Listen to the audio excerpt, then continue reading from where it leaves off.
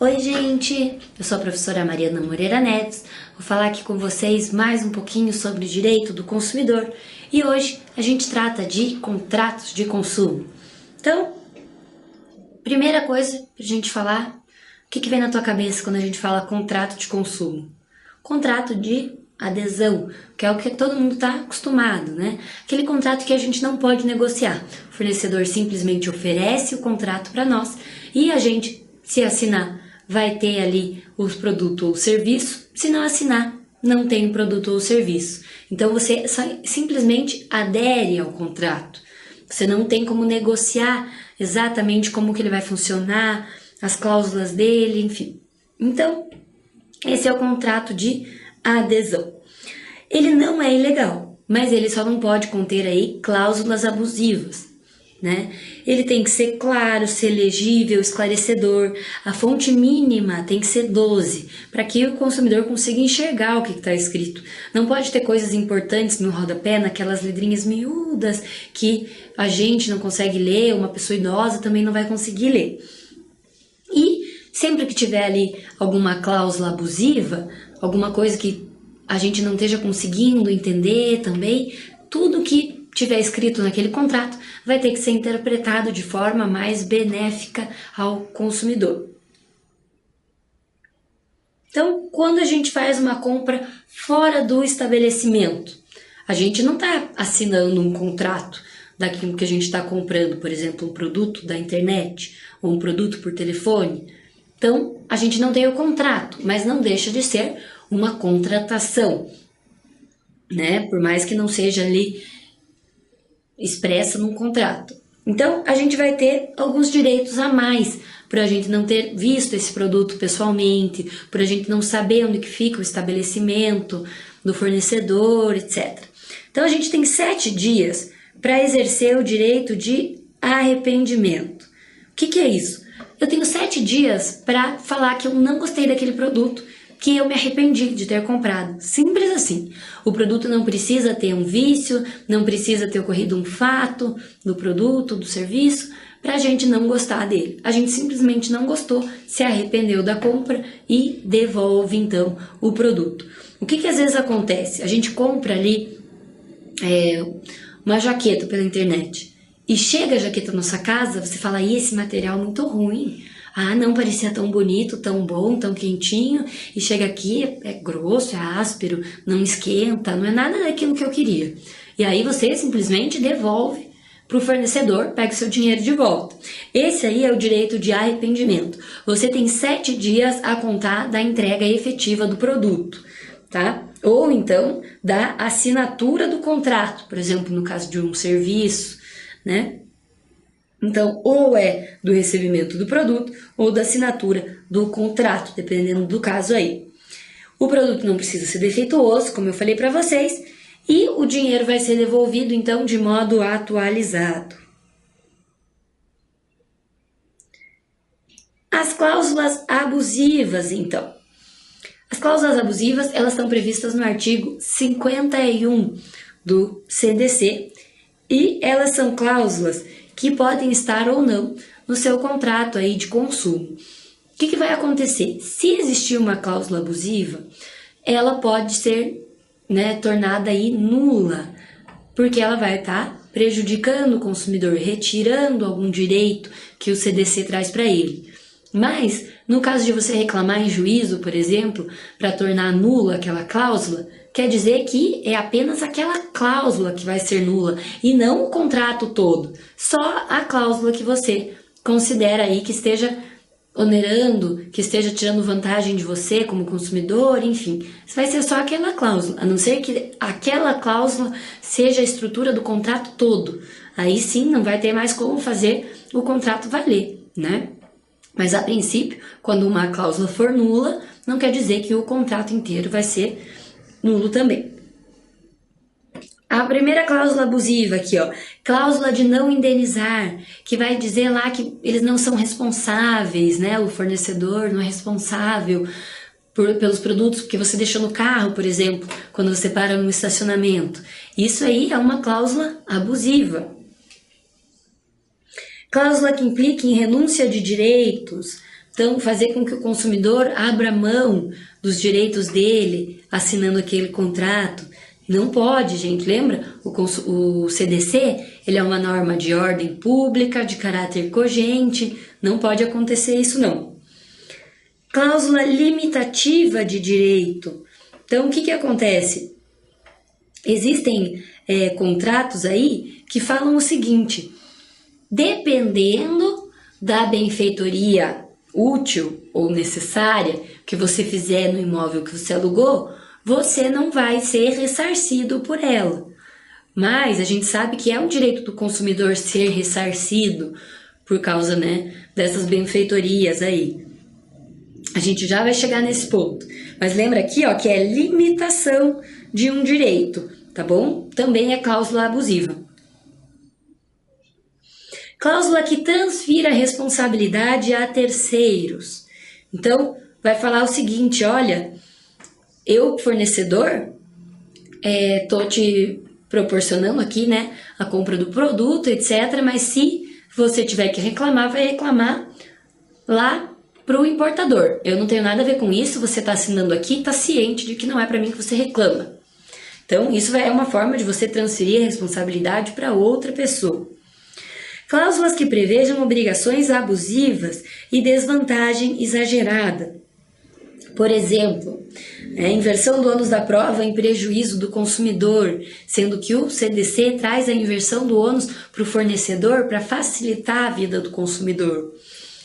Uma arbitragem obrigatória. A gente sabe que a arbitragem ela tem que ser voluntária. As pessoas têm que estar cientes ali que ela vai acontecer e quererem aquilo de comum acordo. Não simplesmente assinar um contrato de adesão que tinha uma cláusula de arbitragem e depois ser obrigado a ir para uma arbitragem, né, no caso de algum litígio decorrente aí desse contrato. Cancelamento do contrato unilateralmente pelo fornecedor. Então, também é considerado aí, né, obrigação abusiva, enfim. Mais tipo de cláusula abusiva aqui, ó, que impõe um representante para concluir ou realizar outro negócio jurídico pelo consumidor. E eu trouxe aqui um asterisco, ó, que eu trago um exemplo para vocês. Eu trouxe aqui uma decisão para vocês verem aqui um exemplo disso que eu acabei de falar para vocês, ó. É nula a cláusula contratual em que o devedor autoriza o credor a sacar para a cobrança de título de crédito representativo de qualquer quantia em atraso. Isso porque tal cláusula não se coaduna com o contrato de mandato, que pressupõe a inexistência de conflito entre mandante e mandatário. Ou seja, eu estou tendo uma demanda com o banco. E aí no meu contrato estava dizendo o seguinte: se algum dia eu deixar de pagar ali aquele empréstimo que eu fiz do banco, o banco pode sacar da minha conta diretamente, como se o banco fosse ali um mandante, né? A pessoa que vai fazer ali como se ele tivesse uma procuração minha e fosse agir por mim.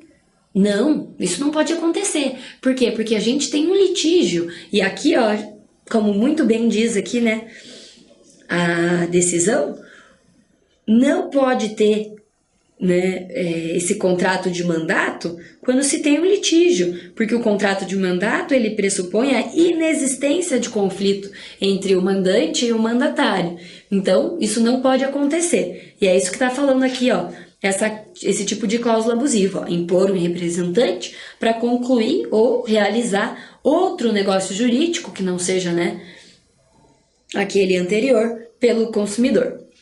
Infrinjam a possibilidade... Peraí. Vamos de novo. Letra F. Infrinjam ou possibilitem a violação de normas ambientais. Também vai ser uma forma de cláusula abusiva. Possibilitem a renúncia do direito de indenização por benfeitorias necessárias. Agora a gente está falando aqui, ó, só de benfeitorias necessárias. É o artigo 51, inciso 16 do CDC. Então, não pode renunciar o direito, seja qualquer direito. Quem dirá esse das benfeitorias necessárias feitas aí no imóvel, porque você precisava fazer, era necessário fazer. Então você tem que ser ressarcido. Controle das cláusulas contratuais. Como que é feita esse controle aí para as cláusulas não serem abusivas? Através de uma revisão do contrato. A revisão vai fazer com que o contrato estabeleça um equilíbrio entre o fornecedor e o consumidor. Cada um vai ter que fazer a sua parte ali de modo convencionado, né, entre eles anteriormente, mas de forma equilibrada. Ninguém pode ser onerado nem sair em desvantagem aí. Então, quando que acontece essa revisão aí? Em caso de cláusula desproporcional, fato superveniente que torne a obrigação excessivamente onerosa e nulidade da cláusula, né? Quando a gente vai ter uma cláusula nula, quando tiver alguma dessas duas situações que vão aí tá tirando vantagem do consumidor, vão fazer com que o consumidor não consiga mais adimplir a sua parte no contrato. E aquela coisa que eu falei, não vai invalidar o contrato todo, simplesmente aquela cláusula, ok? Disposições específicas aqui, então, sobre o nosso assunto, né? Nos contratos que envolvam outorga de crédito ou condição ou concessão de financiamento ao consumidor, o fornecedor deve informar de modo prévio e adequado. Então, é outorga de crédito, concessão de financiamento. Tem o dever de informar o fornecedor para o consumidor o seguinte: preço do produto ou serviço em moeda corrente nacional, o montante de juros de mora e da taxa efetiva anual de juros, para não ser além daquela, né, costumeira ali do mercado, aquela que está prevista no CDC, acréscimos legalmente previstos, número e periodicidade das prestações que ele vai ter que pagar, soma total a pagar com e sem financiamento. Então, você pagando tudo de uma vez ia ser esse valor, mas se você financiar em parcelas, são tantas parcelas, um valor X.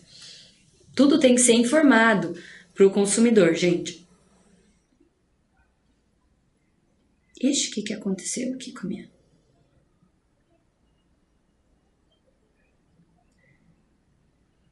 Acho que agora vai. Desculpa, gente, vamos passando aqui. Atenção, olha, trouxe uma atenção para vocês, o que faz?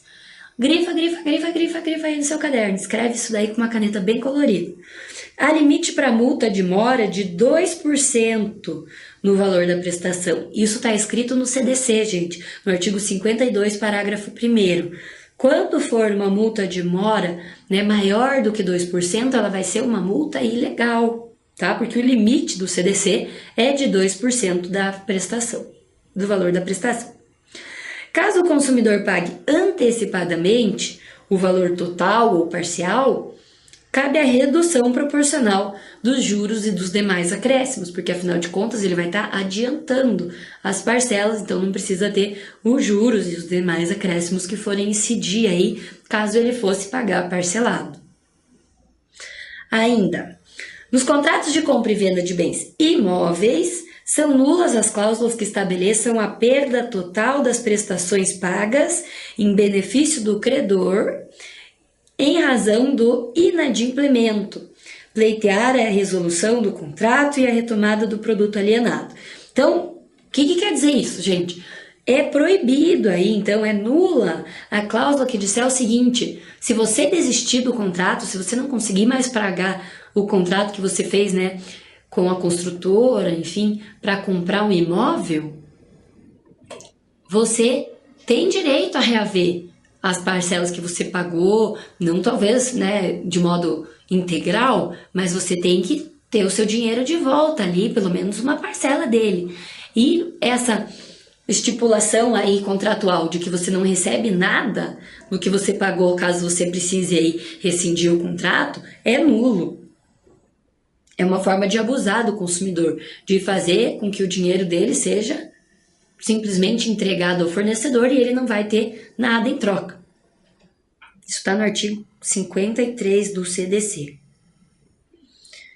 Nos contratos aí no sistema de consórcio, então, de produtos duráveis, a compensação ou a restituição das parcelas já quitadas, terá descontada, além da vantagem econômica oferida com a fruição, os prejuízos que o desistente ou inadimplente causar ao grupo. Então, esse aqui é no esquema de consórcio, né? Então, vamos passar aqui para o nosso outro tema também, o tema de sanções administrativas. A gente sabe que se os fornecedores ali, eles passarem do limite, eles, né, violarem os direitos dos consumidores, eles podem sofrer aí infrações penais né, dependendo do caso, sanções administrativas. Então hoje a gente vai falar aqui agora de sanções administrativas que o CDC prevê aí para os fornecedores que passarem dos limites. Então, qual que é a competência aí para legislar essas sanções administrativas?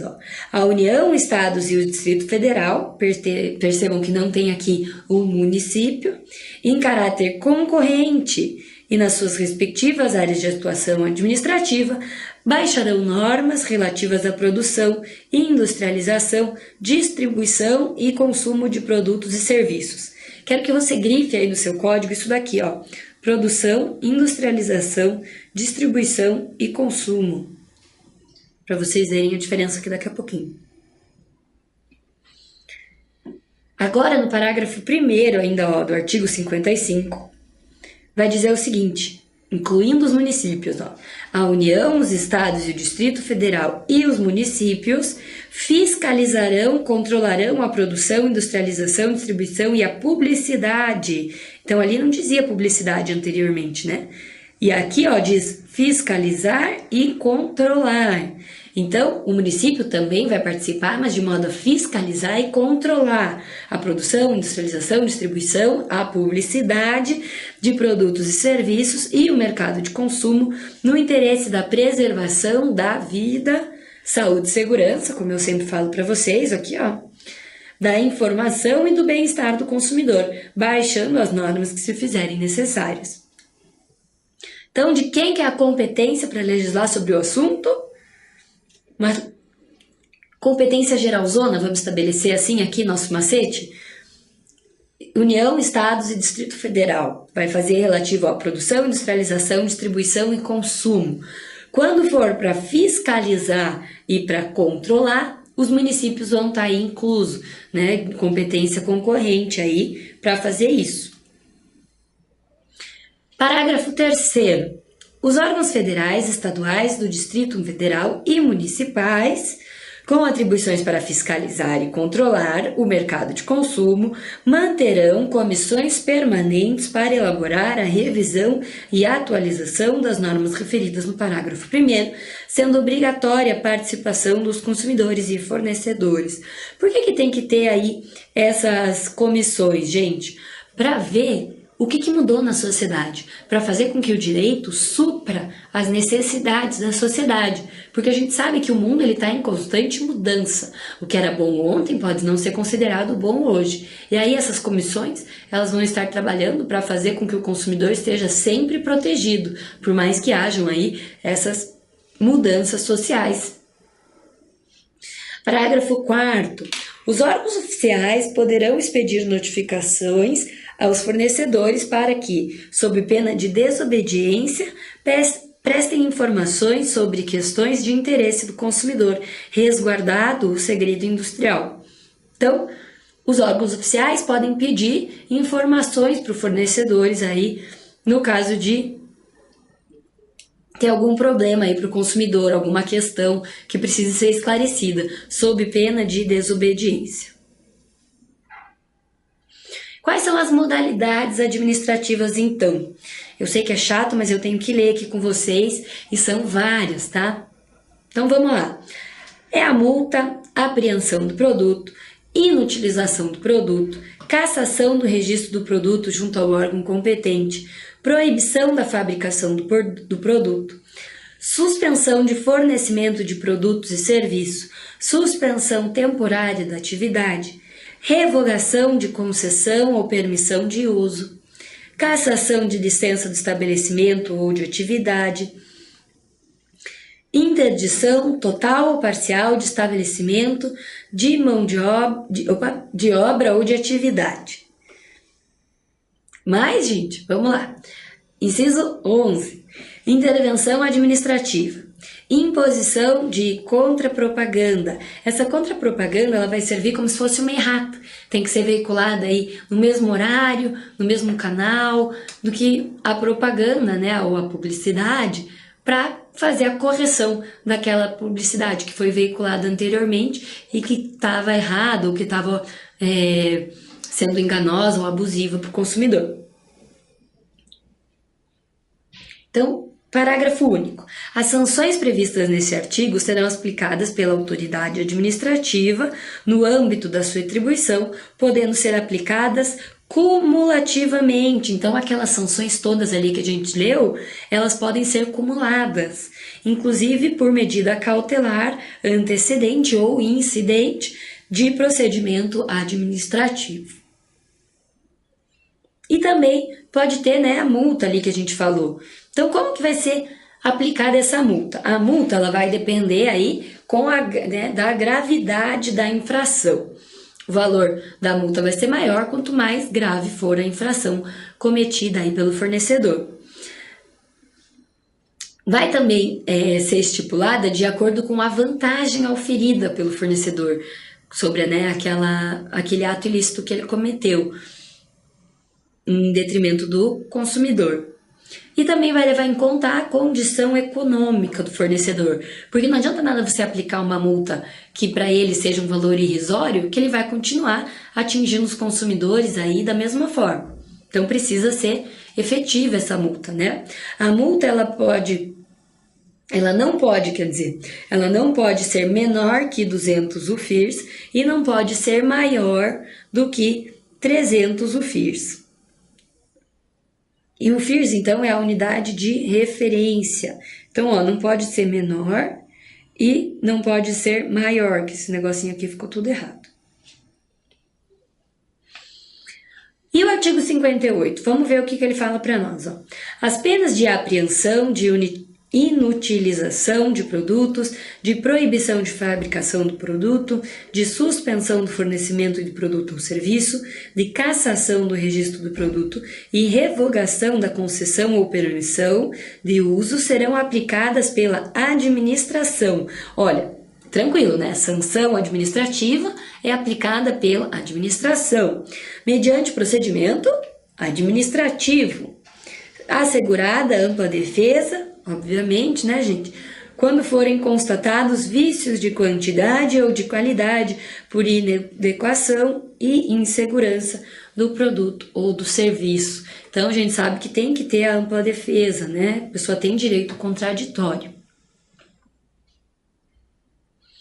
As penas da cassação de alvará, interdição e de suspensão temporária da atividade, bem como intervenção administrativa, serão aplicadas mediante procedimento administrativo também, assegurada ampla defesa, obviamente, quando o fornecedor reincidir na prática das infrações de maior gravidade, previstas aí no Código e na legislação de consumo. Então, tem que ter a reincidência, tá bom? Parágrafo 1º. Pena de cassação da concessão, lembra do serviço público, que ele pode ser efetuado aí de forma, né, por concessão ou por permissão. Então, aqui, ó, no caso de cassação da concessão, será aplicada à concessionária do serviço público quando violar a obrigação legal ou contratual. Então, vai ser cassada essa autorização aí dela realizar esse serviço público, quando ela violar a obrigação legal ou contratual. Pena de intervenção administrativa será aplicada sempre que as circunstâncias de fato desaconselharem a cassação da licença, a interdição ou a suspensão. Se não foi para tanto, se não foi, né, tão grave de modo a ser cassada aí a sua licença para exercer esse serviço, você vai ter a intervenção administrativa aí como sanção para o seu caso. E pendendo a ação judicial, na qual se discuta a imposição de penalidade administrativa, não haverá reincidência até o trânsito em julgado dessa sentença. Então, não haverá reincidência se tiver tendo um processo aí, até que esse processo seja transitado e julgado. Artigo 60. A imposição de contrapropaganda, que é aquela errata, né, que eu falei para vocês, será combinada quando o fornecedor incorrer na prática de publicidade enganosa ou abusiva, nos termos do artigo 36 e seus parágrafos, sempre às expensas do infrator. Então, quem proporcionou aí a visibilidade, né, da publicidade, quem veiculou, quem pagou essa publicidade, vai arcar aí com essas despesas da contrapropaganda. Aqui também, né, gente, parágrafo 1º diz lá que eu falei para vocês que vai ter que ser a contrapropaganda veiculada no mesmo local, espaço e horário para tentar atingir as mesmas pessoas que viram a publicidade, que estava enganosa. Então, a contrapropaganda vai ser para corrigir. Então, tem que se alcançar as mesmas pessoas que viram aquela que estava errada.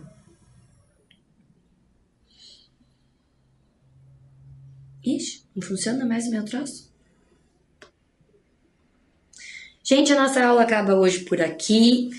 Deem uma descansada, né? Dá uma espreguiçada, toma um lanche, mas não deixa de estudar, continua firme aí nos seus estudos, que a tão esperada carteirinha cor-de-rosa vai estar aí na sua mesa daqui a alguns dias, hein? Eu espero que vocês estejam gostando, continuem aí com a gente nas próximas aulas, tudo bem? Então, até a próxima!